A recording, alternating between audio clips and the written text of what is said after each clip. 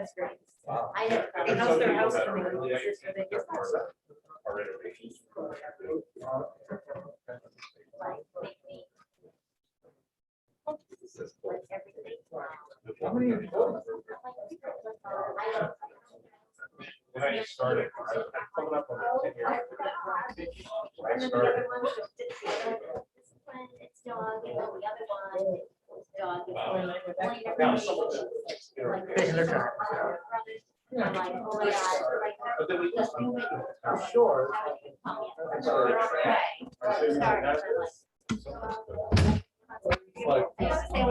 Is this something?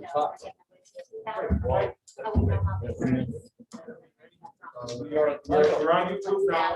Our meeting is on YouTube. This is a. Thank you. I'm sure you understand. My first one to you. Just go with yours.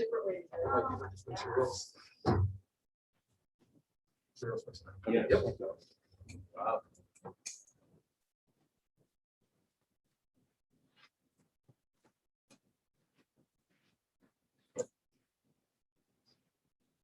Okay, I'd like to welcome everyone to the work session of the Abington Heights School District on June 2nd, 2021. I'd like to go ahead and have a roll call.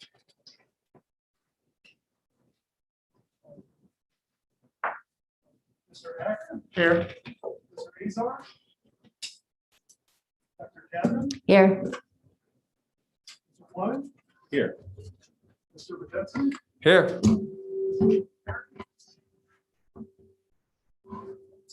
Here. Here.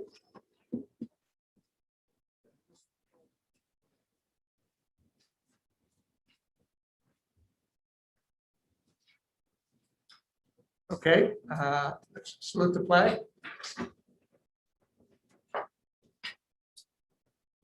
Allegiance to the flag of the United States of America, and to the republic for which it stands, one nation, under God, indivisible, with liberty and justice for all.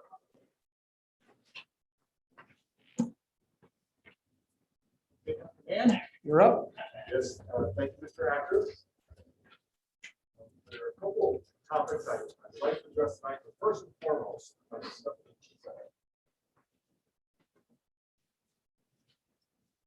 I'd like to acknowledge the high school Interact Club. Interact Club is an organization at the high school, headed by language teacher, Mr. Baker.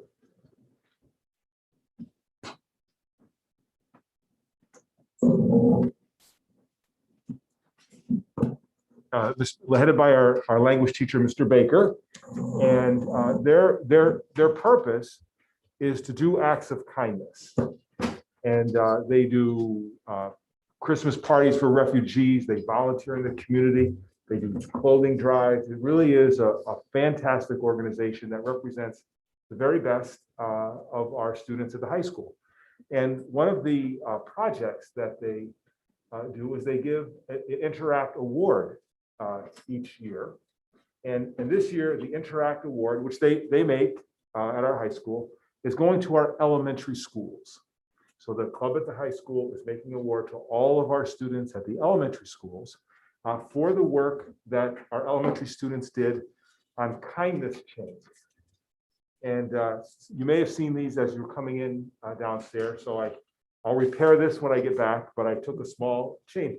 And our students at the elementary school build these kindness chains to acknowledge the kindness that has been shown to them by people in their building, by their classmates, their teachers, and that. And I thought it might be nice just to read a couple of these for the board and for the community, because it's fantastic, right?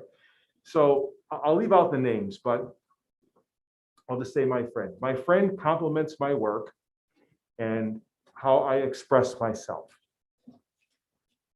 Another one.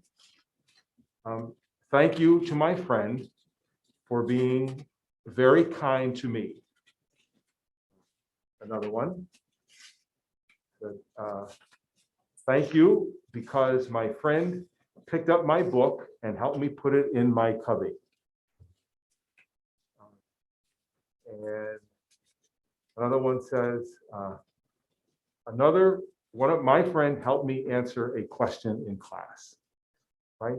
And so, again, there are many of these. These are done in all the elementary schools. We have changed. We're gonna try to decorate downstairs with them. And it's a wonderful thing in and of itself, but it very much is an extension of PBIS. The efforts that we have been made in our building to set expectations, to talk about responsibility, respect, be ready. And this is a manifestation of that effort as to how students are being kind to each other and being acknowledged by older students in the district. And so as we talk about the challenges we face, and there are many, sometimes there are just very simple things that can be done to set expectations among our students and staff within our organization. And this is one that I think it goes from K through 12, and certainly bears mentioning at our meeting tonight, because again, it is a reflection of an initiative the board has strongly supported, the PBIS initiative, and one that I think is growing and ultimately will address many aspects of what we're doing. So I thank you for that opportunity, and I'll have to hang this up somewhere and maybe get the chains out for one of our meetings.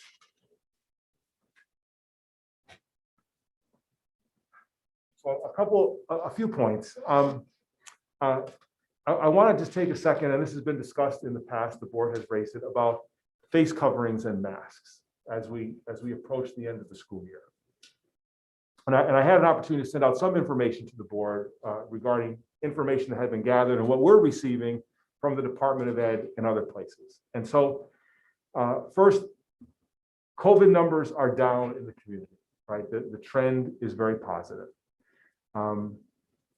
Guidance has been altered for those who've been vaccinated. So we're now hearing that if you are fully vaccinated, there are very few restrictions with respect to masking that apply to you. And certainly there is a strong desire among all of us to make sure that we are doing the right thing with respect to our policy with facial coverings and masking. And so I want to divide people into two groups for the purpose of this discussion. The first is the unvaccinated, right? And this number accounts for nearly all of our students in grades K through 6. We'll have a few sixth graders, but by and large, certainly K through 5 and largely K through 6. It appears we are obligated to continue to require masking for this population, both indoors and outdoors. And we have very little discretion because, as you recall, that attestation was signed, said we will comply with the face coverings. So for unvaccinated students in K through 6, we have very little discretion, even when we're talking about outdoors. That, however, brings us to, and also with respect to vaccination, Abington Heights does not track vaccinations, right? We are not tracking vaccinations of kids, employees. Now, we do track vaccinations like mumps, measles, rubella, which is a long-standing process, but with respect to COVID, we do not track, right? Now, for vaccinated, masks, according to the CDC, are optional for this population. There are, however, problems within our organization moving to an honor system, especially indoors and specifically indoors at Abington Heights Middle School, right? Because at our elementary schools, you can imagine, there's very few people who are vaccinated, any students. At the middle school and the high school level, half the middle school just by age is not vaccinated. And at the high school, we don't really know. We have sense that growing numbers of people are vaccinated, but we also know there's a compelling case to be made for masks in the classroom, at least at this time. And so with the end of this year activities coming up, right, the board might consider the honor system, but for outdoor activities. Okay. And so, as we look at this, we have graduation coming up, we have sports events, outdoor activities going on. And many of our students are out actually wearing masks. I was at a North Pocono game yesterday, outside the district, and we see many of our students actually wearing masks on the side. So they've been really good with this idea, right? And so my thought would be is that for those who are vaccinated, that we give them the discretion in any outdoor activities that are going on at Abington Heights to decide if they want to wear the mask or not. This is a change from our current approach, which is you just simply have to have masks. And so and hopefully over the summer, vaccinations will become available for younger and younger students. More and more of our students will get vaccinated, and maybe the CDC and the Pennsylvania Department of Ed will start to catch up with some of these issues, because as I go outside and I look at elementary students running around with masks on, as it's very warm, it really does. I can't help but wonder if this is a wise approach to be taken. But it's really not for me to be wondering, because from all the information that we're receiving, this is the expectation. And even the CDC, just either yesterday or the day before, issued new guidance for how to wear masks if you're at a camp and you're unvaccinated. And so, that just reinforced to me that is the expectation. It is what we have agreed to do by signing the superintendent and the board president. So I really do think it's hard for us to discuss unvaccinated, but I also think that perhaps it might be worthwhile to consider for vaccinated students having the option just not to wear your masks outdoors, for example, during graduation. So I took the liberty of just putting something down on paper for the board to consider, among any other ideas that board members may happen to have. Yes. You don't specify outside on this Oh, I should. thing, because you have facial coverings at all school-sponsored events. Oh, and that's the critical word. That is absolutely critical. So all outdoor, yes. Thank you, Mrs. K. How that missed me, I don't. That's the point of what we're trying to do. So I know the board wanted to talk about this. I just tried to, raise it and look forward to any guidance or direction the board may wish to offer. Yeah, Superintendent Mayan, so the one question I had is, for outdoors, I think it's very reasonable. It's very understandable, and I support it. But if you are vaccinated, why would you wear a mask indoors? Well, I'll point to the middle school as the most difficult challenge, right? And at the middle school, roughly half of our students are not vaccinated, just by age. Right? And some fraction of those who are eligible are also not vaccinated. If we went strictly by the honor system, because we don't track, right? I think we would very much lose the ability to have any sense of enforcement of the masks in the building. And among those students who are unvaccinated include those who have all kinds of medical challenges with respect to immunosuppression, diabetes, all of the high-risk categories. And so as we look at between now and the end of the year, I was not prepared to recommend that we go strictly to the honor system with respect to vaccinated and unvaccinated students. But I also thought it's important to kind of free up, obviously, what is reasonable outdoors where the ventilation is better. So that's just my thought on the why. Okay. And my second one, if I could, so just as a use case, graduation, for example. Mm-hmm. So with this, graduation mask would be optional. Yes, for the graduates and the people who are attending. The attendees, yep. Yes, and we would go by the honor system. Okay. Dr. Mann, how many more days of school are there? Our last day is the 11th. So a week Friday is our last day of school. So that's 7 days? Are they full, any half days? We may have a half day on the very last day, I think. But yes, okay. I'm very comfortable with keeping the masks on in the buildings if you're not vaccinated.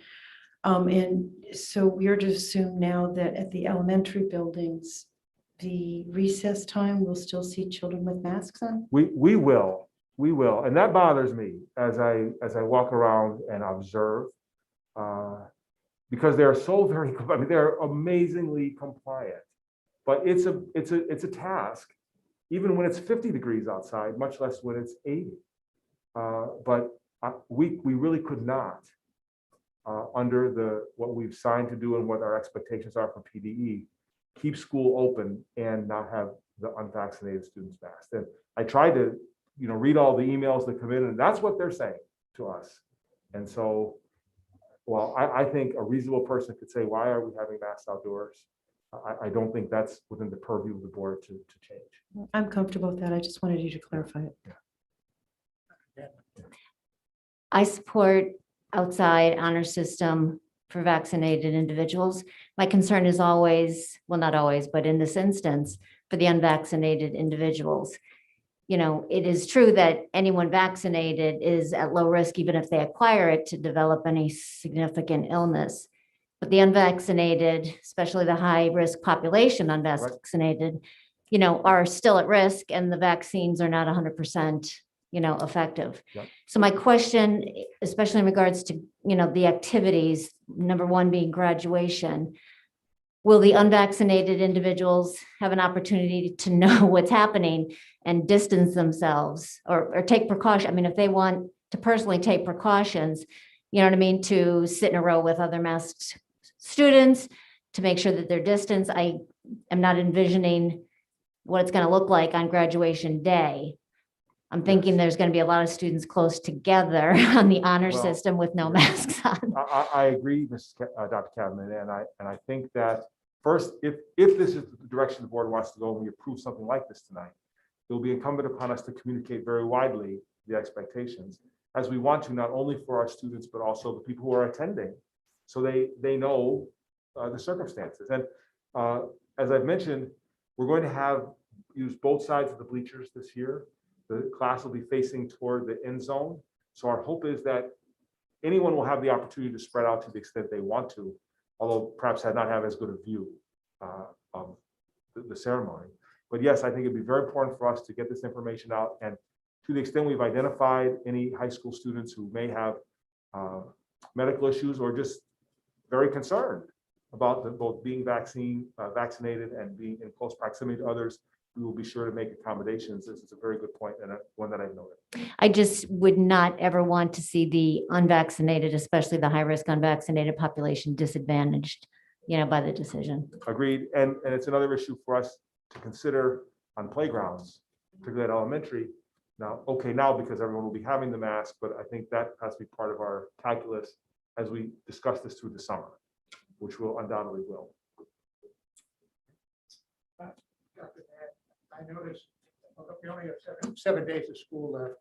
It doesn't say anything about in the building. Asking. Right, and I think in all cases, we're hoping to keep the masks on in the building. Okay. Right? And then the other, actually two other things, one about sports, which I'm going to leave to the end. All right, but the next is about fall planning, our mode for the fall, right? And so a few months ago, I needlessly alarmed everybody with the number of 500 students who may need online education in the fall. And while the number was right at the moment, it struck everyone. That's a very high number, right?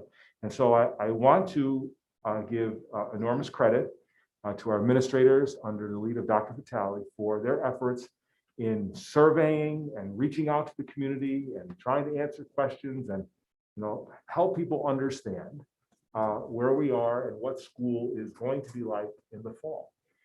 We also have, I think, greatly benefited from dropping levels of COVID in our community, increases in vaccinations, and we're moving as I think a community in the right direction with respect to getting a handle on this horrible disease called COVID.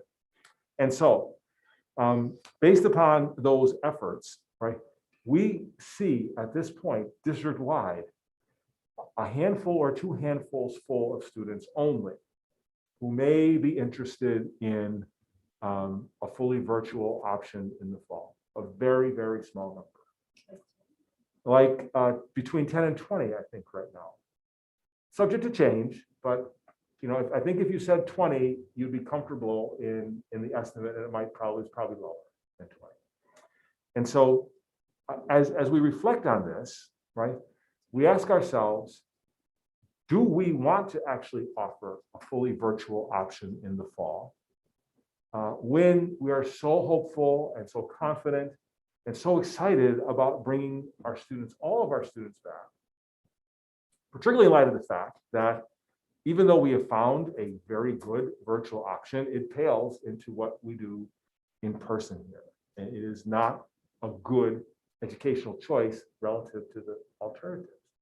And so while we have been working very hard and talking quite a lot over a long period of time as a board about what that option is, I'm here tonight asking the board to consider to not offer an option, to say that we are fully open in the fall and that we would recognize extreme cases and try to develop plans and work directly with families who are most challenged by that direction. But I think that we can say with some degree of confidence, again, just for your discussion, I'm just offering a thought. We're open in the fall, we're ready to go, come in, we are back. And so I throw that out for your consideration and discussion. At one point in time, you're talking about a third-party virtual. Is that what you would plan to do with the 20 or so, or 10 to 20 that opt for virtual? Well, that would be the only option we would have right now if we were to do something. I think the whole idea of staffing it ourselves is just completely out of the question, given the numbers that we're at. And so if people came in and said, these are very serious challenges that we face with coming to school, we may look at that as an option. We also will say that we have, many years of experience of homebound instruction where we have students being unable to come to school is not a new phenomenon to us. And so we would have to sit and talk about an individual plan that would work best for the student as that student tries to transition back to our schools, because we're hopeful that people will say, hey, come back to school. So yes, Mr. Jack, that would be one among other topics we would look at, but it might not even be the first one we would look at this time. So to some extent, you would be kind of looking at this as if each student had a specialized IEP for virtual learning. And we don't want people to come and do virtual learning, right? We want them to say, if you need an individual plan to learn, come to school, we'll give you the best one that you've seen, right? So I think that we would look at individual circumstances in extreme cases, and there may not be a single extreme case, that's our hope. All right, but obviously anytime something comes up with a need, we try to meet it. But I think that we might be able to do that without a blanket offering of this as a choice. And this is a big thing for us to have to say as a board. We are open, come to school, that's your option. It's a big change because I'm, again, just raising it now, but as we've seen developments and very excellent work, I think we may be in a position to be able to do that, for the board to consider. Recommendation is to have a regular Abington Heights all in-house.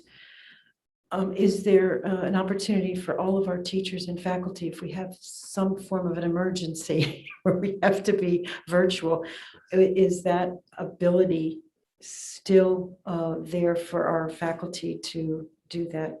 Maybe we're out for emergency for a week, and so our students can have online education through. Yes, that is a skill that we have acquired and we will maintain. Okay. And so we will always have the option to be able to go all virtual at a moment's notice. And I will tell you, Dr. Cadman, on that point, I've been giving a lot of thought on the calendar because I was asked about this, and I'm glad you raised it because I forgot, I wanted to. My thought is, right, that when we have ice and snow or ice in the morning, or a storm might be coming, that we use virtual days, right? But when we see it's the 10-incher, right, and it's come, then I think we use a snow day for kids to go play, right? Well, the idea is you'll delay school for 2 hours, 3 hours, make that a virtual day, they get a full day. Right, because there's no sense having a snow day and kids doing nothing when it's like rainy and sleet outside. And so I think that but I took to heart the legitimate concerns that were expressed about no snow day ever. So I think that, added to our list of snow day would be consideration, is it sleddable, right? And so if it's sleddable, maybe we're saying we'll take the snow day. And if it's, just slippery and a terrible day, or we're worried about the storm coming in, then maybe we'll just do the all virtual day. So thank you for that. Yes, Cost of, okay, let's use the max number you're thinking is 20 students. right. And we go to the, nope, everybody come back to school. Mhm.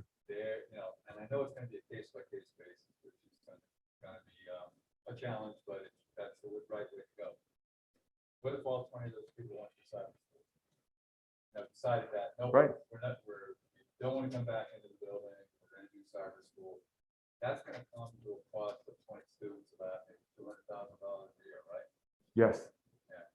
Yes. So that's potential, that's the risk financially, that's it, I'm just looking at the. No, it is. It's the risk. And what I would say is that if you look at 3,000 versus 10, because for every student in there, it's $3,000.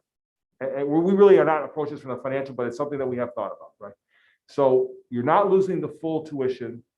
You're losing the full tuition minus what you would have paid had they been in your own virtual program. And I don't think all the 20 will go. And to the extent that you are, again, not paying for all 20 to have their own virtual, there would be some offset there. So I think it's a wash. When if we're at 500, it's a different conversation altogether, right? But I think we're at the numbers we're looking at now, I think we're at a wash, and we're also at a point where we could say, let's do what's the right educational thing for our kids. So what's the downside to offering that common academy, even if it's 3 or 4 kids?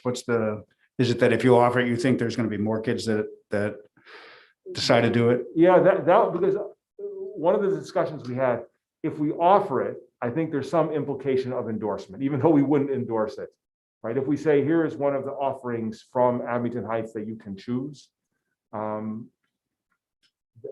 think there is at least an implied endorsement of it. And the difference between its quality and the quality that we receive in our classroom is so great that that is one of our concerns.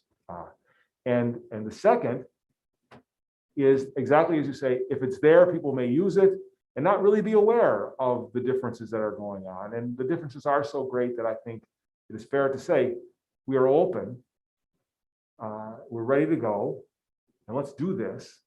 And recognizing that, I think, as Michelle said, if something changes, we could be all virtual for the first month or two of school because we just don't know what's coming. But we'll be ready for that. But we're not going to say, here's a good option for you, because we believe the best option and a very, very safe option from everything we've read in all of our experiences is coming to school, right? Because driving to school is dangerous. Flu season is dangerous.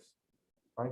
And our efforts at mitigation, our observations, the increase in vaccinations, hopefully to even our elementary level by the time the year opens, I think will put us in a place where, this is something that we can do with confidence. At least I think. Is there a formal continuity plan in place for virtual teaching? It's Do our we health have, and safety plan. procedures and so forth? Yeah, well, like for example, what would be a procedure? Yeah, I mean, our teachers trained, I guess, in Yes. virtual learning. Yeah, So they continue to be trained. I know they have been Yeah. trained, but, during,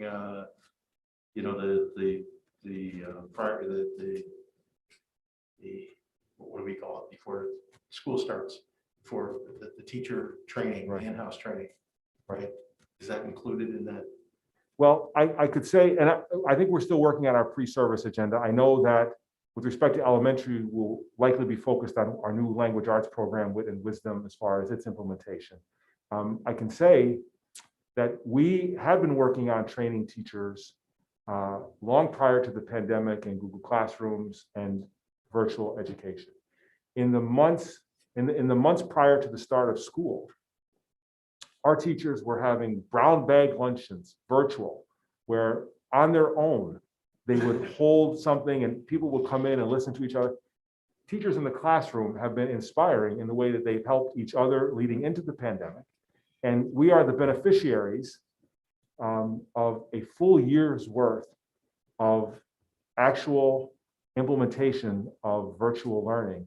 And I will tell you, we're very, very good at it. Now, it's not a good medium, but our skill sets are as high as they've ever been. And yes, we'll continue to train, but I think we're better spent our time on things like teaching kids to read than going back to the fundamentals of online education, which I think in large part our people have mastered. I guess my concern is that, should this something occur again where, there's a need for virtual learning, are we prepared? Yes, we are. Because we'll be We rostering know students. we're prepared because we've done it before, but, is there continuous learning in that area? I mean, I'd hate to wait 3 years and then all of a sudden this come up again and we're not prepared. I'm wondering if there's, a formal continuity plan in place in the event that occurs again. Well, for example, we will be rostering our students in Google Classroom so that all of our students will have accounts so they can actually go and be virtual. Part of our instruction, like we don't really have an instructional plan per se that tells someone how to teach under normal circumstances. We have, a models as far as what we look for, how we observe, that type of thing. But we will be completely ready. We have learned how to do this. Is now part of what we do. And do we have something written down that says all students will be rostered in a Google Classroom? We don't, but that is part of our practice. Our new hires, are they quizzed in virtual education? Do they know? Or do we ask them whether they're capable? We take a very holistic view. There is no more rigorous process than our onboarding process for our new staff. And every single person who walks out of there is fully capable. Now, they may have to learn our own technology, our own programs and that kind of thing, but they will hit the ground running. They are extraordinarily talented and will be ready to go.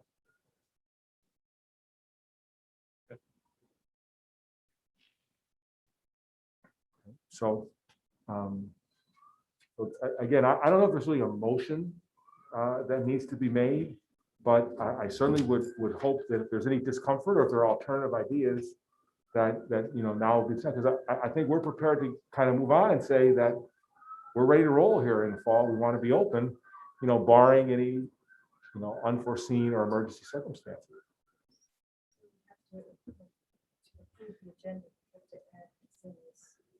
Well, for this, I think we would have to add this to the agenda. But I don't really have a formal motion to say that we're open in the fall because I think that's kind of our default. And if there's some language that we have to add, I'll have it ready for the end of June. So we do The mask, I think we should add, right? And I do have one last thing, and that is in all of your packets, there's a little breakdown of sports, right? And do you have your, did I give you a packet here?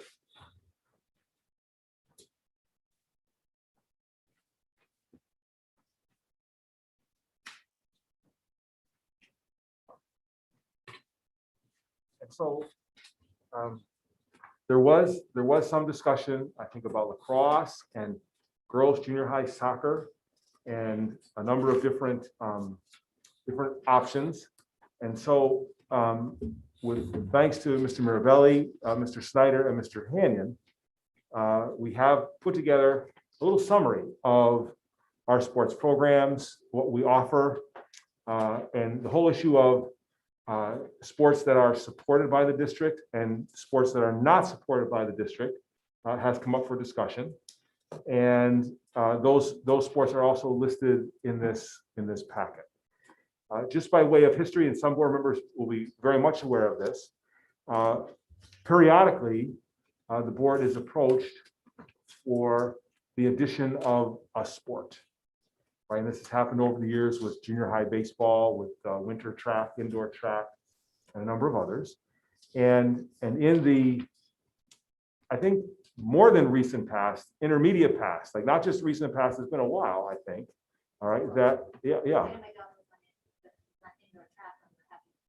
correct. Okay, right, so it's been, see, the years go by, so that is not recent past, all right?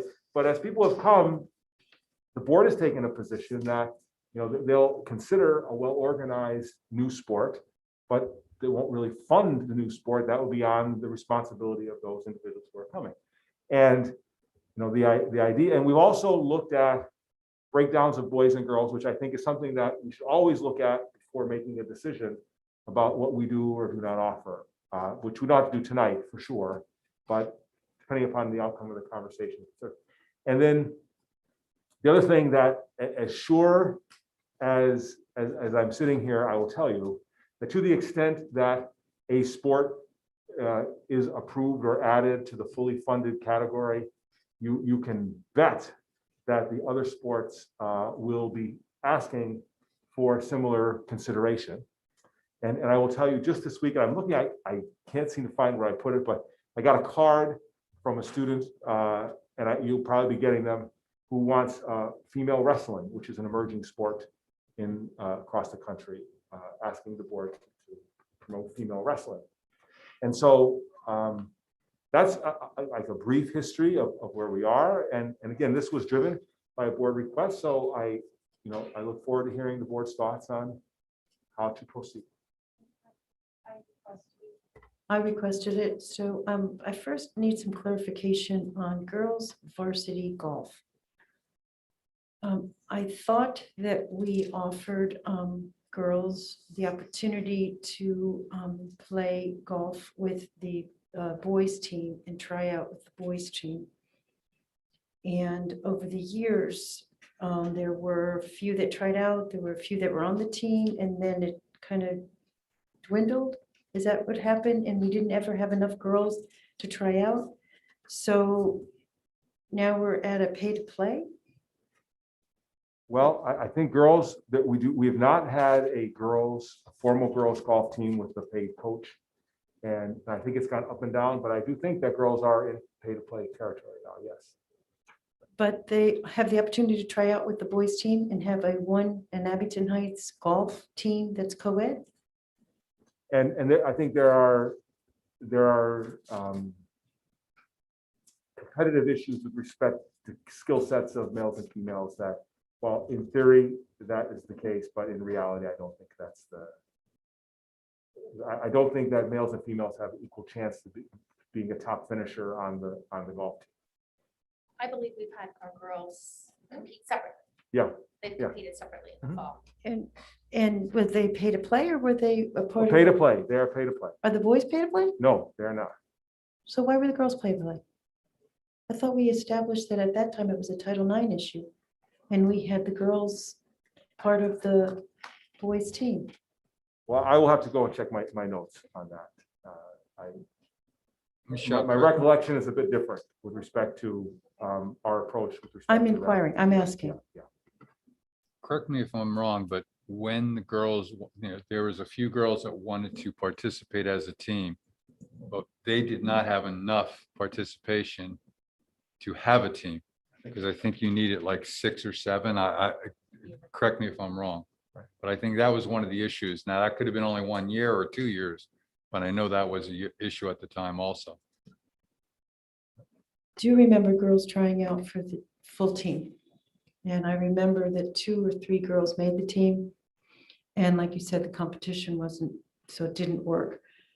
And then I think it fizzled out for a few years. And I think the last 2 years, we have had a girls team, but it was maybe 3 young girls with a coach.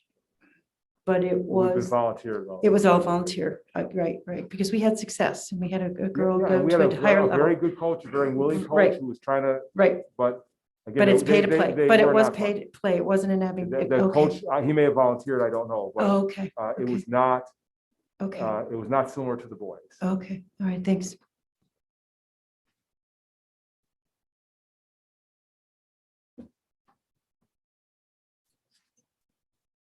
So I just have a question about the history of the pay to play. So when the financial crisis hit in 2008 and 2009, I know there were a lot of school districts that went after junior high sports at other school districts, but I don't know the history at Abington. At my alma mater, they had to take it away for several years and they brought some back. Were Right. any of these sports previously funded by the school and they had to be taken away for that reason, or they just never have been? I will have to double check Mr. Azar. The only sport that we cut here in my time was rifle, I think. And it took us 6 or 7 years to do it, but I think rifle was the only one that we eliminated. And someone who's been here, correct me if I'm wrong, but I don't think we've eliminated anything other than the rifle. So I guess I'll just make a comment. When I look at all of these teams on this list here, and you made a comment before that you give sports the opportunity to become successful and then maybe they get considered. And I know Mrs. Tierney has mentioned the lacrosse team has done a great job and is very supportive of that becoming a sport. But I look at this list and I'm not sure about the girls golf team and how many girls they've had on the team the last 4 years. But in my review of the list, it looks like these are pretty established sports. And I don't have any parents that are in, or any students myself that are in the high school yet. But if you had kids that are in certain sports and they're getting paid for, and you have kids that are in other sports that are not, I don't think that that's an equitable situation. So I would support all of these sports. Maybe I would want to learn more about girls golf. Sure. I'm not saying today, I'm just saying in general, I would support, if we're funding other sports that are just as vibrant as these, I don't know why we would, if you're just looking at it from a fresh slate today, there's a lot of history, I know, but it's logical to me that we would support these sports as well. I certainly agree with you, Mr. Azar. I think if we're going to fund the pay-to-play sports, how do you establish what line you draw between this sport is paid and this one isn't? And I think that's inevitably a totally subjective line that will create problems. I think it is to some extent all or nothing.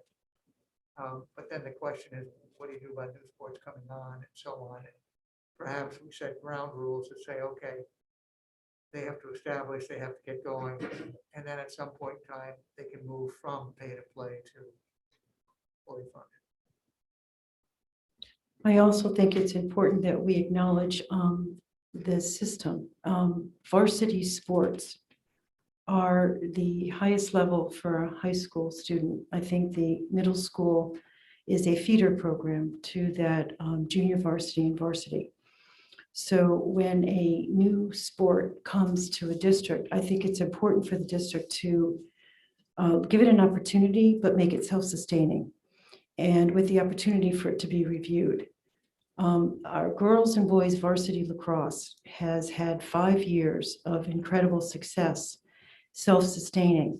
We are a public school system, and these students pay $150, up to $150, and that's just for them to be on the roster. I'm sure that they pay a lot more for uniforms and supplies or whatnot. They have proven to be a great varsity student athletic opportunity that has been self-sustaining, and I believe we owe it to that program to at least make a decision whether or not we can put the Abington Heights label on it, put it as one of our programs. And what that means is hire the coach. Hire a coach that has the leadership to continue to make the success for our student athletes. And that was the only reason why I brought up this opportunity. All of these other sports they're great. I actually have had the opportunity to coach voluntarily the indoor track and field. And it has been a great opportunity for kids that want to keep in their running, keep in shape for running. I think it's a great opportunity for them, but it's a self-sustaining, and I'm not hearing anyone asking for us to review that. Most of the students in the winter, if they're not doing their in conditioning in the winter, they're in a winter sport. So it's a great opportunity for that runner to still have that. So I don't know that we need to say if we're going to do one, we should do them all. I think we need to look at each one of them individually. The middle school sports that are pay to play right now. You know, they all seem to be self-sustaining. They seem to be working really well. So I'm not sure. I haven't heard from any of the coaches that are saying that this is something that we want to change. But I have heard from lacrosse for the last year, and we actually told the lacrosse program that within 5 years we'll revisit them. So that's the only reason why I asked if we could look at the athletics, was really for varsity lacrosse. Michelle, I totally agree with you. When we set the, look, you know, like, I'm just looking for consistency with sports. And when we got approached about lacrosse, and it was both boys and girls, we chose girls first because of Title IX and let them go ahead, but they had to prove themselves. And when you say 5 years, I'm surprised it's 5 years that they've been playing. Yeah, I know. It's like time flies so well. And part of the consistency I'm talking about is we wanted to see that they were going to sustain and develop a program. They did that, and maybe we were remiss in maybe keeping it at 5 years or whatever, but they've proven that they have a program that is sustainable.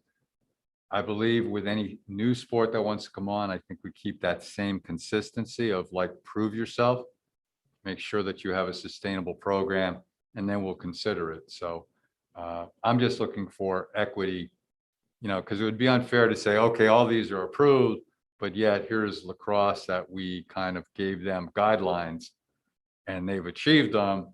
But now we're saying, well, they don't matter anymore. I don't like that approach. I like what we've done. And I agree with you. I think we should have thought about this a year or two ago, but that's okay. So what point are you suggesting that we only approve lacrosse? Yeah, I'm looking at that. We should, because they've proven that they have a viable program that's, you know, can So be if you successful. if you ask the junior high girls if they have a soccer, if they have a viable program, they've been playing for probably, certainly since my kids were there, is that not viable? Or how about powerlifting, which has been around and has a national champion this year? Well, we don't pay for powerlifting. No, we do not. That's pay for. Is it? Oh, okay. I wasn't aware of that. And I can tell you, winter track, I can remember when that was set up and the parents had to literally take up a collection to pay the coach. And provided their own transportation, and it was a real issue to get that going, and they're still running. Yeah. You may not have the numbers, but I mean, that really feeds into what happens in the spring. I certainly agree that lacrosse matters, and it is a very active program. But I don't think we should say that they're any less successful than these other sports, really. And I for one, just, for instance, I don't know how you can not say you're going to fund a girls' golf team when you have a boys' golf team fully funded. Yeah, I agree with you. If down the road you have 4 girls that suddenly have the numbers, you can't suddenly say, well, you have to pay to play when the boys are. I mean, I think that's an inequity that's hard. So to me, I think I don't want to say it's all or nothing, but I think all of those programs have come in here and tell us a good story, a bona fide success story. So Well, that's what I would like to hear them do. And that's the difference here. That's why I had Dr. Mann clarify girls golf, because I was under the assumption that girls golf was part of our program until I saw this formula that he sent us.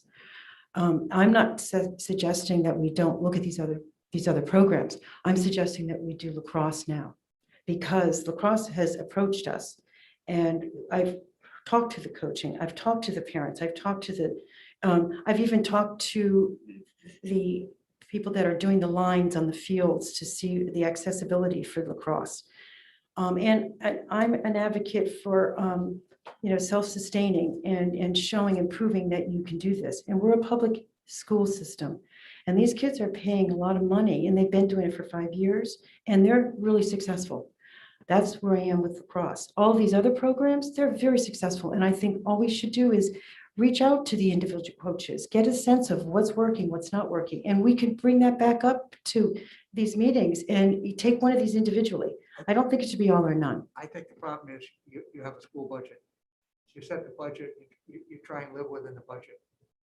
And I mean, I certainly don't disagree with you, lacrosse is deserving. But I think all those other sports are deserving at the same time too.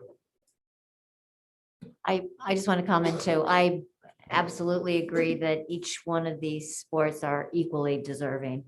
I could make one phone call and you have the coach of every single solitary one of those sporting organizations, tell you exactly whatever it is you're hearing from lacrosse, coach or parents or whatever. Just because they're not making noise doesn't mean that they wouldn't love to be in Abington Heights. Do you know what I mean? Sport. And I agree with Warren. I think it came down to budget. I mean, what could the district afford? For what reason were we willing to raise taxes? And we got the sense at a certain time that to be able to compete under the Abington Heights umbrella meant a lot. And so therefore, that's when this type of pay-to-play program was born under the umbrella of Abington Heights. Changing that we do all or we do none? Well, I certainly don't suggest that we do all.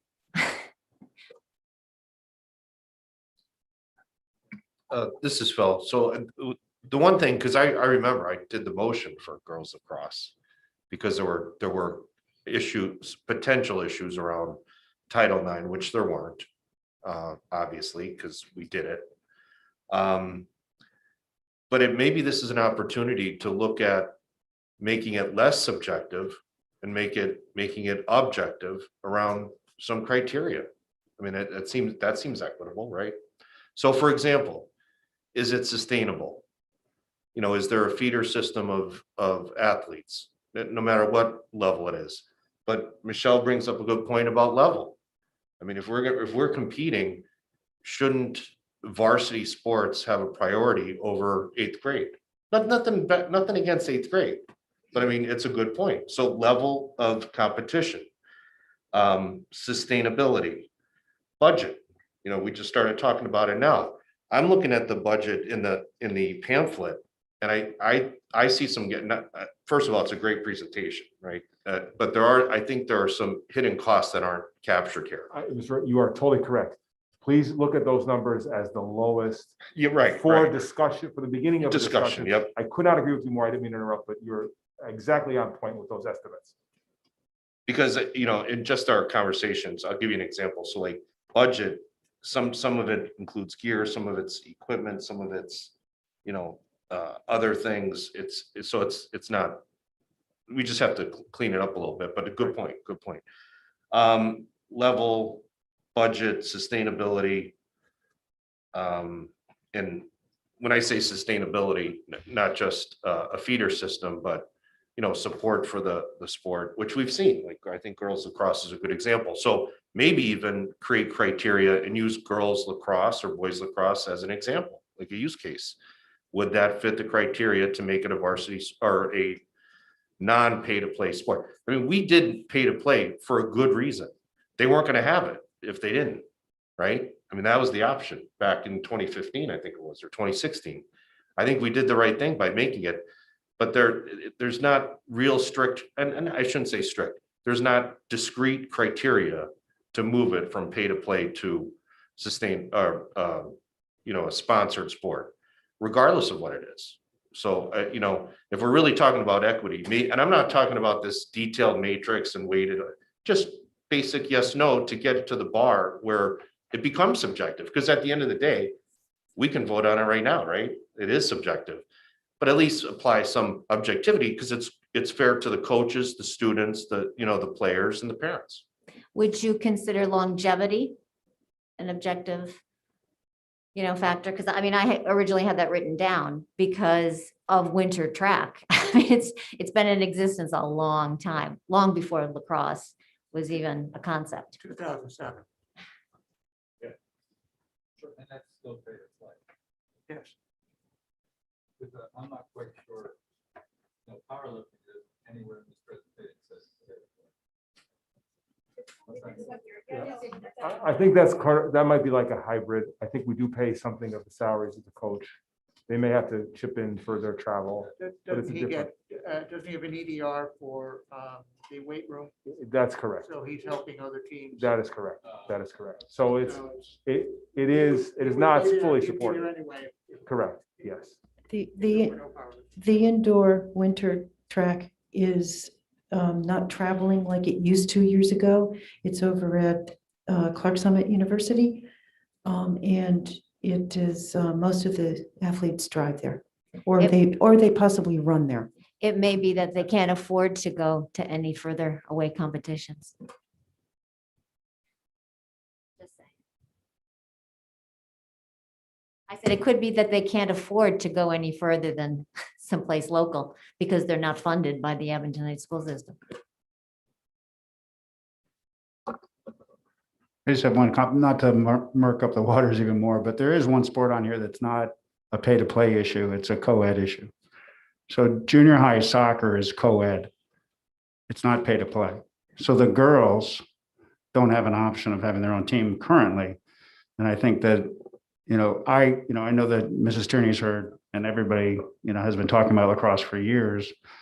I've heard from a ton of people in the Abington Youth Soccer League organization, everybody on the board, all of those coaches are supportive of wanting to have a separate girls team. So that's a separate issue from pay to play. That's whether, and if you look at the success of the youth girls teams, they're having phenomenal success. And I think that the girls that are the best girls can compete with those boys. Arguably, they're better than the boys if you go to watch them play in 7th grade. It's not until they get into 9th and 10th grade that they start to lag. But the girls that aren't the best are intimidated. And I think that they're not playing because they have to play on a boys and girls combined team. So I just wanted to point out that that's not a pay to play issue. That's, I think, an equity issue. Exactly right. It is. It's a different issue. It just happens to come up at the same time. Yeah, and I think that's a whole program that I think we need to get more information on. How many girls go out for that program? How many guys go out for that program? How successful are there? Is there competition? Are the junior high soccer programs co-ed? Is there competitive? So I am with you 100%, but I need a whole lot more information before I decide, before any of us should decide whether or not we should turn that into a boy soccer program for 7th and 8th grade and a girls, because we don't have all the information. Yeah, I mean, I agree with you. I wouldn't support approving, I'd actually support approving lacrosse right now based on the history of what I'm hearing. I would like to have us continue to discuss this. And I think that gathering more information is great. And I think I would just point out Mr. Budensky's point of like lacrosse is an established sport and it's proven itself. That's true. And if there's another sport that came along that's a varsity sport or a junior high sport that wasn't proven yet, maybe we have a metric that we say this is what you have to do. But I don't think that that's applicable to these other sports on here because they have been around for a long time. There's not really a sport on this list that's a new sport in the last couple of years. So I think that's the difference I would make there. So you're saying because they're not as successful, they shouldn't be funded? What's the point? No, I didn't mean by successful in terms of wins and losses. I mean the number of kids participating and how many years that they've been in existence. I'm still not sure how I see the difference between those sports and lacrosse. No, I think that Mr. Benensky was supporting lacrosse because of the history and that what you said to them when they were formed, that if you prove to us that you have the participation, then. I mean, I think as Dr. Gavin said, if you ask those other sports to make a case, they'll make as good a case. Oh, these sports would, absolutely. I'm just saying if a new sport came up, like girls wrestling, you mentioned that, it's not established yet. I mean, I'm a wrestling fan myself and girls wrestling is exploding in popularity, but it's not there yet. So that's what I'm talking about.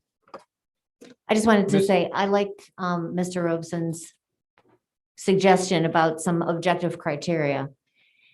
And the other thing that I think has come up in the past is what other opportunity, like it's an opportunity thing too. So what other opportunities do exist in the community? You know, there's travel soccer, there's Abington baseball. It's been a long time, but do you know what I mean? Like there's lots of things going on at certain levels. So it kind of, we've had discussion about, opportunity. I mean, if there's something else they could do in place of that, why is that not sufficient, I guess is, what I'm thinking, but that might be something else to factor into the objective criteria. And Mr. Acker, just to clarify, I'll apologize for not knowing that some of these were pay to play. Because for how long they were, yeah, you're right. We should have been considering them as total support from us because I they've don't think proven the board's themselves. Focus was on that. I think the Yeah. board's focus was on bringing the ship ashore in a Right. financially prudent fashion, and I think it still should be. Yeah, and the thing of it is I just remember through the whole 5 years ago when lacrosse came to us, we set some guidelines and they've proven Well, they themselves. did. I remember. Not realizing that there was other programs out there that proved themselves and I'm gonna say we dropped the ball, not recognizing that they already had established themselves. I think Bill's comments about standards and so on is exactly right. And I think there is a difference between junior high and varsity. I mean, these things, these are all things we do need to take time. And perhaps what we should do is say, okay, let's try to build some money in the budget that accommodates the fact that we may be doing this, and then buy ourselves enough time to be able to look at each of these sports. I mean, obviously, I think for boys and girls lacrosse, perhaps the decision's a lot easier. And the dollars may be different when you look at some of these other sports because there's lower numbers and so on. These are, we can't answer these tonight, really, but I think it's a great discussion.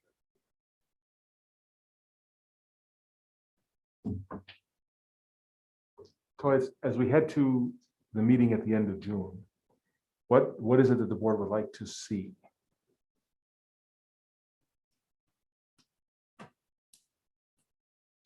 Can you build into your budget a number that includes funding these sports?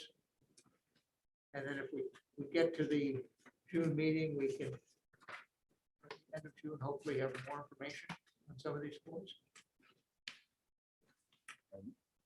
We have, as Mr. Oakes pointed out, we have estimates for the cost of each sport. Again, this is the absolute lowest end of the estimates that we have here. So I'm looking at this here.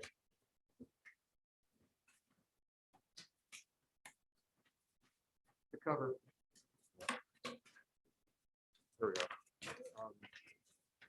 So if you look, lacrosse, figure 20, I think $20,000 for lacrosse per program. I mean, it's 14, it could be low, but I think we usually estimate high. But figure $40,000 for boys and girls lacrosse. Maybe less over time, but initial equipment and that kind of thing that we would want to bring on. Add 10 or 15%. And again, these are rough numbers, and that's where you would fall with this. And I think, I would look to say, where is there a case to be made not to approve the sport? Because I don't think it's helpful for administration to say, well, what's the difference between lacrosse and winter track? Right? There's between 25 and 50 students in winter track, similar numbers on lacrosse. I don't know that I could add much value to say which one is better, which one isn't. Right? One travels more, the other travels less. One is very, I don't know. I mean, you all have your sense of this. I mean, I could come back and say, well, for example, this team really has had low numbers or whatever the case is. But on the other side, another thing the board, I think, has to consider when it looks at the pay to play aspect of it is we've talked a lot about barriers and breaking barriers and identifying barriers as we look for how we do things better. And I think, make no mistake that pay to play creates a barrier for a subset of our students. Right? And if it's $150, I think, for lacrosse, that excludes a subset of students who may be interested in lacrosse. It's hard to know how many or whatever the case is, but that was the big jump. I think junior high baseball was our first one that we did. I think that even predated the winter track. And we said at the time, one of the dangers is that we're setting up a two-tier system. And the two-tier system does involve equity. And we have lots of rules for fundraising for our own sports. But we have a very hard time imposing rules to tell people don't fundraise when we don't pay for a sport that you have to fundraise for if you want it. And so I've actually, at the time, was more comfortable not having a sport than having the two-tier sport program. And I'm also, it's money for, and I think it's great to provide opportunity. If we see here is viable opportunity that kids want, lacrosse is on the rise. You see them practicing, like the young kids, as you drive by different fields in the area. And I guess the only thought I would offer is that to the extent that we expand sports and expand this, that we have to recognize that we have to pay for them, and that's part of it too. So I will tell you that, from eliminating barriers point of view, moving from unsupported to supported, I think is the proper direction to take. I think we have to reflect on, and this we'll do between now and the next meeting, levels of participation by group to make sure that we're not creating imbalances as we go one way or direction or the other. That's, I think, for us to look at. And again, I just offer that as my thoughts in response to the very thoughtful suggestions that are being made around the table. Would it also, Superintendent Mayo, would it be also instructive to look at it, because it is budget time, to look at, if the budget numbers were more appropriately representing, all, because I know you didn't have all the information at the time. Does that equate to, let's say, 1 mil? If it's 100,000? No, a mill is $200,000. Right? Oh, a mill is? Yeah, a Okay. mill is 200,000. All right. So we'll take a mill. No, all right. So Or No, no. 0.5 mil? yeah, yes. So what I would say is this, right? When you look at the totality of our budget, right, and the deficit that we have built in, right, we are saying we've had a couple of really good years. Last 3 years or 2 or 3 years were really good. This year, we think we're just going to get in under the wire. We're going to be good this year, but not by a lot, right? And we're saying that as we look at increases in costs over time, in a $50 million budget, this is like, I can't really come to say, right, you're not paying for it because it's not significant, right? But I think we have to look at the direction that we're heading with respect to expenses and look at how they're matching up with revenues. I think they're diverging. We're still in the good, right? But we're diverging. And to the extent that the board is open to these types of discussions, when the hard discussions come in April, I think they have to be open to the other side of this conversation as well. I would never say to the board that a decision of this magnitude should connect to a millage, right? I would not. However, I would also say that movement in this direction without future consideration of millage in its totality would lead us toward potential outcomes that where we do not want to go. And I think that as I think of the process we went through over the last few years in terms of reducing costs and so on, I think there was always a focus on what's important to the organization, to the mission of what we're doing, and what would like to do but don't have the money to do. And I think that's the problem here is trying to split what do you have to do and what don't you have to do, and how dire is your financial situation. Yeah, right. And I also don't want to set the board up for a problem, because as Dr. Kavanaugh said correctly, all right, the instant there's a thought that advocacy equals funding, right, this room will be filled, right? They'll be lined up down to Grove Street, and they will come make compelling cases. And the new sports, who want new sports, they will have surveys of we'll have 100,000 kids who want female wrestling. They'll all be wrestlers. When they come in, they say, here's our survey, right? And because there's a whole way that people get sports approved, right? They're very smart about it. They're sophisticated. They're doing mailings now to me, right? I can't find it. I brought it up. I don't have it with me. But so be ready for that. Be ready for that. I look at that as a good problem, What's that? to give kids more opportunity to do anything physical and emotional to help them be the whole rounded student.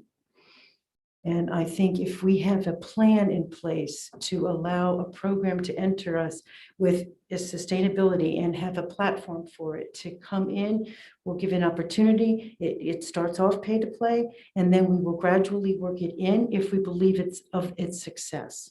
So I think those are all great problems for us to have. Oh, sure. And an equal problem is paying for all of the opportunities across the district. And that's the balance that the board makes. So I'm not disagreeing with anything that's being said. I just gonna say, be very careful, because I remember when we approved junior high baseball, and we mentioned here, they're gonna come back next month and want funding. And they said, no, and sure enough, somebody were the very next meeting, well, you're not funding us, right? So, and you can't blame them for advocating. Right, that's what they do, but and maybe it's good to say, hey, here's all our sports, let's go play them and let's pay for it ourselves. My question is it not, I mean, legal isn't the right word, reasonable, and or is it, the start of a slippery slope to offer like financial assistance to any of these organizations? I mean, I don't know. I believe that the lacrosse program does offer financial assistance. I meant the district, like they're supported financially in some way, but not fully, like to go from pay to play. Is there an interim step to take? Like, like every sport gets. Well, the one thing we did do money. was rebuild in a coach's salary. We put in a new tier for the starting coaching salary. So we've got a little handle on the coach coming in.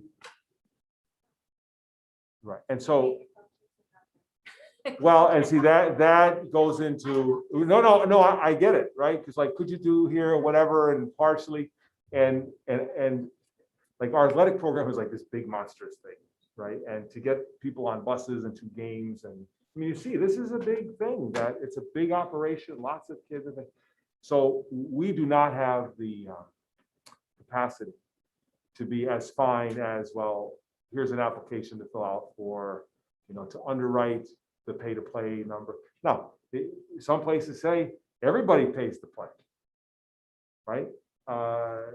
Everybody who's on a team has to come up with a certain amount of money. Right? That's how they do it in the leagues in the community, right? And say that, look, in order to be a football player, a lacrosse player, whatever it is, everybody's pitching in a certain amount of funds. Well, we I'm can't forget completely about our against that. boosters. Our boosters. I'll pay just say an that I'm awful lot. completely against that. I think that offering opportunity for sports to only the kids that can financially afford it is what that leads to. And that's what I think we're doing now in a subset of our sports program. And I agree. I agree with that too. The issue. So next month, or later this month, I'll see if we can find some teams that really the case is not so great to make for them. Like, we're a little concerned about this or that. But in the case of junior high sports with soccer, I think if we see that it is a reasonable thing to accomplish, right? In the past, we would have said, well, you're on your own now. Start your team, we'll help you with the schedule, but you have to fund it, right? But hearing the tenor of the conversation, we may say, look, if we'll come back and say, look, we don't think there's only 3 girls on the team. I have no idea. But then I'll say, look, well, and then I would come back and say, well, we maybe have some concerns about being able to start this team next year. There's only 3, interest is low. But if we see there are many girls and there's a sense that we could do this and there's teams to play, we'll just come back and say, this is a viable sport for us to add. And we'll have a list of viable sports that are currently unfunded. And then the board can make decisions about where to head with it. If that's, and we'll do whatever the board would like. So, but that kind of seems to me what maybe the board is asking for. Thank you. That'd be great. Okay. And then, Mr. Acker, I think. Dr. Mann, one on that point, I know you're asking for guidance on like, what could you come back with? Is it reasonable to reach out to the administrators that focus on sports, Mr. Snyder, Mr. Hanyon, maybe some of the coaches that have been here the longest, and ask for some of their feedback on some of these issues, on how to create some of these metrics, if we're going to create objective metrics towards future potential sports, and also, their general thoughts on the sustainability of some of the sports that might be, you're not sure if they're ready or not. Right. And I think a precursor, we could definitely do that. And I'm sure we actually have probably done that already, pulling together some of these numbers. And Mr. Mirabelli is very much on top of all this. Is a largely a product of his office too. But I think we have to reach out and talk to individuals. And I think where to come back is how many people can you have? Is it something that's going to build interest? A lot of times you got to have the right coach.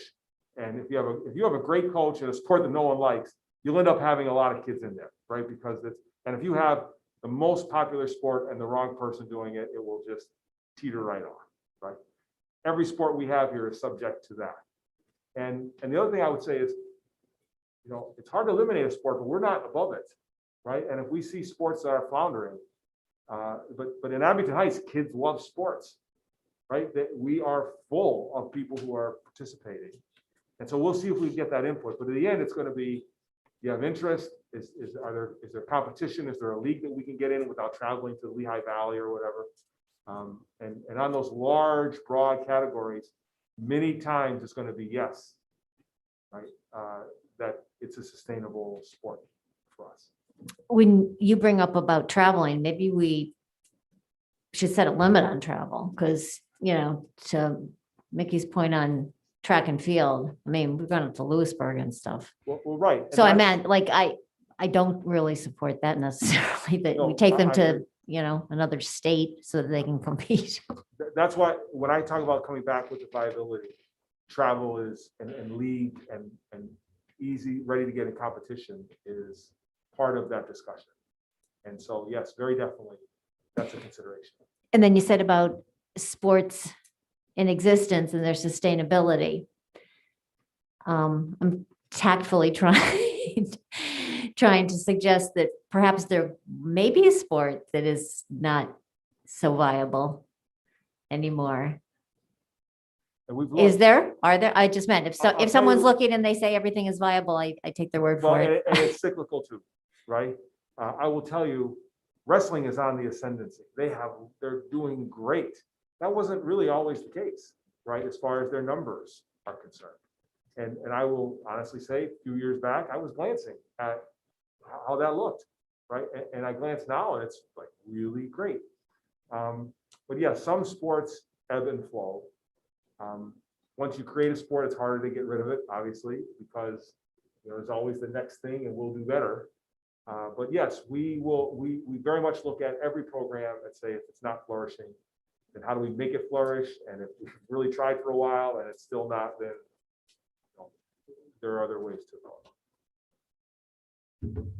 And just one more thing, Superintendent Mann, we're talking 2, 4, 6, 6 on this list. At what point does the fixed costs of having, one individual or multiple existing resources now, scheduling, all that with the AD, when does that become no longer? Because it can only go up to a limit, right? It can only It do so can. much. And the other thing that I will tell you is that there are many, many, many non-athletic activities that are going on with respect to the Interact Club. I'm not sure that's even a paid position. And they're doing amazing work. And so there is a danger as we look at a issue because people are advocating strongly for it. There are many, many issues outside of people doing great things that are not being compensated enough or supported enough.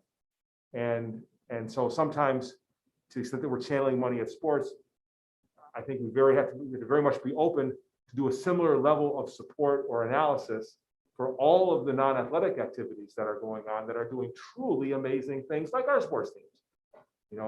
But that wasn't my intention tonight, but it's a perfect example of these great things that are happening. And I don't know what the extent we're supporting that club, but it would not surprise me if we're not supporting it at all. So. I was thinking that you meant about the capacity of the athletic director. Well, that's Yeah. not, yeah, so that's an obvious one. So Yeah. here's 6 in one day. Like if we approved it, are we looking at the capacity of We'll people handle to any affect- sport you give us. We'll handle any sport you give us. We're good, right? Now, hopefully the athletic director's not listening, right? But we'll handle that, right? But the issue is there are other very worthwhile things that are going on that might deserve a look in the context of this analysis. Didn't we do a study a number of years ago looking at how many students were participating in athletics and how many were in other, I remember a number like 30%. No, I don't I know. mean, but- I think the issue was, are we spending so much resource on a subset of the student body? Yeah, our athletic, putting aside the unfunded sports, Yeah. our athletic programs are much more highly funded and much better resourced than many of our other Yeah. non-athletic activities.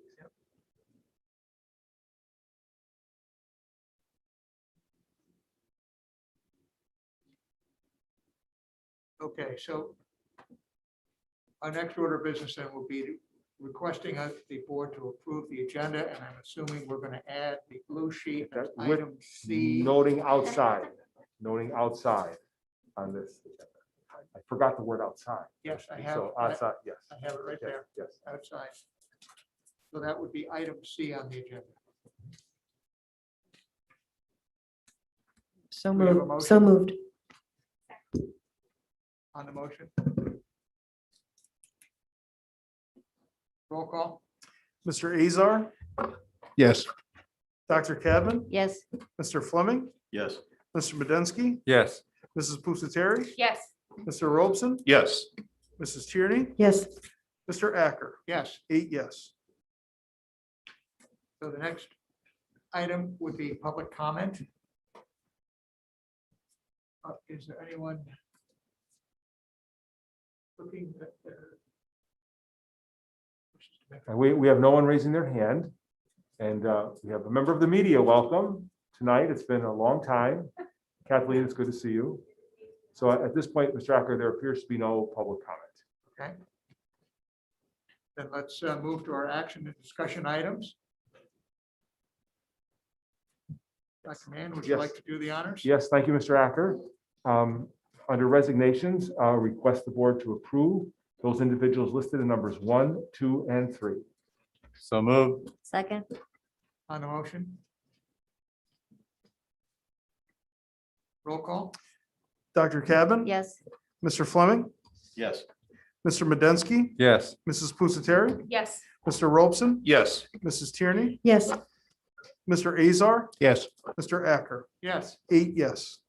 Okay, and then under appointments, we'll take maybe number 1 and number 2 separately. We ask the board to approve Kelly Coyne of Scranton, PA as elementary principal at a rate of $98,755 under the Act 93 agreement upon release from her current employment. so moved. Second.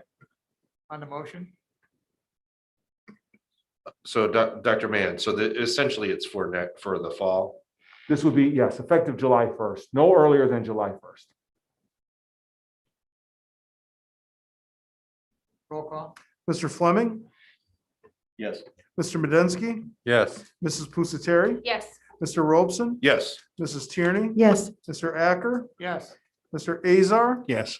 Dr. Cadman, yes, 8 yes. And we request the board to approve Mario Emiliani as elementary principal at a salary of $98,755. So moved. Second? On the motion? Roll call? Mr. Medensky, Yes. Mr. Pusateri, Mrs. Pusateri, I'm sorry. Yes. My apologies. Your husband is not here tonight. Mr. Robeson, Yes. Mrs. Tierney, Yes. Mr. Azar, Yes. Dr. Cavan. Yes. Mr. Fleming, Yes. Mr. Acker, Yes. 8 yes. And we request the board to approve Michelle Fangio as under our professional contract for the 2021 school year. And we're grateful to her for her continued work here in the school district. So moved. Second? On the motion? Roll call? Mrs. Pusateri, Yes. Mr. Robeson, Yes. Mrs. Tierney. Yes. Mr. Azar, Yes. Dr. Cavan. Yes. Mr. Fleming, Yes. Mr. Medensky, Yes. Mr. Acker, Yes. 8 yes. And maybe we take 4 and 5 together. Request the board to approve Morgan Craig as a guidance counselor and Michael Lesneski as a music teacher. Mr. Craig at the middle school and Mr. Lesneski at the high school. So moved. Second. On the motion? I have a question. Yes. Should it say temporary under Morgan Craig's name? Temporary professional? Temporary professional employee is a term that we have to use for anyone who has not achieved tenure. Okay. And so to achieve tenure, you have to have 3 consecutive years of satisfactory service. And so while the term conjures up the idea of like a limited time frame, it really just means that they have to move toward tenure. So very definitely not a temporary thing. I have a question about the music position. Mhm. Is that replacing another position? Yes. Yes. What position is that? We've had a retiree. Do you remember which one it is? Because we have 2 retirees and the person we've moved around. Mr. Noah. I think it's a teacher at the middle school. Middle school. Yeah. But I think we're looking to see where best our music teachers can fit. Yes, yes. So we very much regret Mr. Noto's longstanding service to the school district and regret that he's retiring. Roll call? Mr. Robeson, Yes. Mrs. Tierney, Yes. Mr. Azar, Yes. Dr. Cavan. Yes. Mr. Fleming, Yes. Mr. Medensky, Yes. Mrs. Pusateri, Yes. Mr. Acker, Yes. 8 yes. And we request the board to approve Michael Janello and Justin Hill as maintenance workers in our maintenance department, central maintenance department in Abington Heights. So moved. Second. On the motion? Yeah, I have a question. So these are not going to be used from the temp service that these are going to be in-house? These are our employees? own employees who will be working central maintenance with responsibilities across the district. Are we moving away from the custodial staff using the temp service? No, as we've had openings for custodial building level circumstances, we have and will continue this transition. Both of these individuals have very definite skill sets that will add significant value. And our thought is that by hiring them as our own employees, we'll be able to, first of all, get them here and then retain them for the very valuable service they'll provide, maintaining our buildings and grounds. Oh, that's great. Thanks. Dr. Mann, you mentioned that one of them has a lot of expertise in HVAC systems, so that's why you wanted to keep one of these. Well, they are skilled in a number of different areas. And what I can say, with credit to Mr. Elliott and our central maintenance staff, and I don't mean to say our custodians don't do this too, but we save a lot of money from not having to contract out. And I will also tell you that through the years, the board has supported hiring HVAC people on our staff. And one of the reasons that our ventilation was so ready for this pandemic is because of those efforts of the board. Our units and our ventilators were very, very well maintained. And so we have seen great value come in appropriate spots. And we've also found value approaching it in a different way. But we are very confident this is a good move for the school district. Roll call. Mrs. Tierney, Yes, Mr. Azar, Yes. Dr. Cadman, Yes. Mr. Fleming, Yes. Mr. Medensky, Yes. Mrs. Pusateri, Yes. Mr. Robeson, Yes. Mr. Acker, Yes. 8 yes.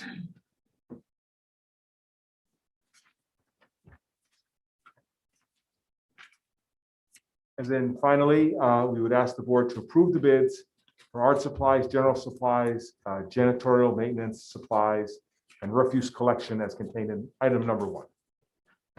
So moved. Second. On the motion. Mascaro, are they currently our refuse collecting? They are not.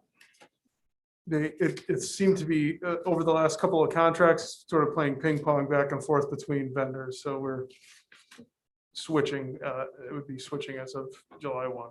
Are we required to go with the lowest bid? Since it's a proposal, I guess that would be open to interpretation. We have historically treated it as a bid, as a service, and absent a very, very good reason to, go to someone other than the low, bidder, low qualified bidder, I should say. I don't have a justification for you. There can be some service discrepancies here and there with any vendor. I don't have a justification.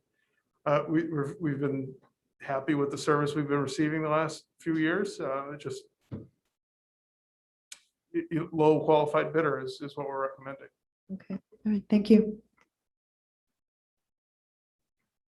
And Superintendent, I had just one other question. So I understand we're not like a supply chain management company, but a lot of times there's risk of purchasing too many supplies and storing them. I'm not saying that's what happens here. Are there some things like best practices that we use to make sure that we're not buying things and then they get, Right. some of the things get warped over time? Yes, there was a time here where we could have crepe papered the entire surface area of the Commonwealth of Pennsylvania. We had so much of it in line, but we have very good inventory control, and I'll just. Yes, and I want to give a great credit to Sue O'Day and Karen Dewar in our office, who are actually laser focused on this right now. We're moving to more of a just-in-time purchasing, using some more online purchasing and, bidding. And then we're also analyzing past 3 years of ordering patterns from teachers and who's hoarding, who's not hoarding. These said, do you really need that? Do we need it here in the storage room? Do we need it in the storage room? So they're analyzing a great deal of data with the inventory. We've been working at this a long time, but I think we've made great strides in this past year to come down to a very lean general supply bid. And that's not to say that people aren't going to get what they need. It's just they're only going to get what they need. And then we're moving to a just-in-time ordering system for those things that, come up during the year. So you can include like safety stock, because we need supplies when we need them. Of We're course. not trying to be too lean. Of course, yeah. We're identifying what general supplies are. We're not gonna run out of pencils, for example, but so those types of things, but if you order too much glue, too much paint, it will expire, right? So, we're pretty keen on that, and I think my team's been doing a great job, and they're laser focused on this, and daily we're having conversations about it. And we're managing some stock as well, if as far as outdated things that, we're really trying to manage it and order only exactly what we need when we need it. Roll call. Mr. Azar, Yes. Dr. Cadman. Yes. Mr. Fleming, Yes. Mr. Medensky, Yes. Mrs. Pusateri, Yes. Mr. Robeson, Yes. Mrs. Tierney, Yes, and Mr. Acker. Yes. 8 yes. And item C. And yes, item C, yes, thank you, Mr. Acker. Request the board to consider a motion to amend the Abington Heights Health and Safety Plan to allow fully vaccinated individuals the option to wear or not wear facial coverings at all outdoor school-sponsored events and activities. Abington Heights does not track nor require documentation of fully vaccinated students. Facial covering requirements remain in place while students are being transported on district vehicles. So moved. Second, On the motion? Roll call. Dr. Cadman, Yes. Mr. Fleming, Yes. Mr. Bedensky, Yes. Mrs. Pusateri, Yes. Mr. Robeson, Yes. Mrs. Tierney, yes. Mr. Azar, Yes. Mr. Acker, Yes. 8 yes. Okay. Do we have any other potential public Let me people wanting to make public comment? There are none at this time, Mr. Acker. Okay. Do we have a motion for adjournment? So moved. We want to note that we asked the board for executive session for personnel. Following the Thank you very much.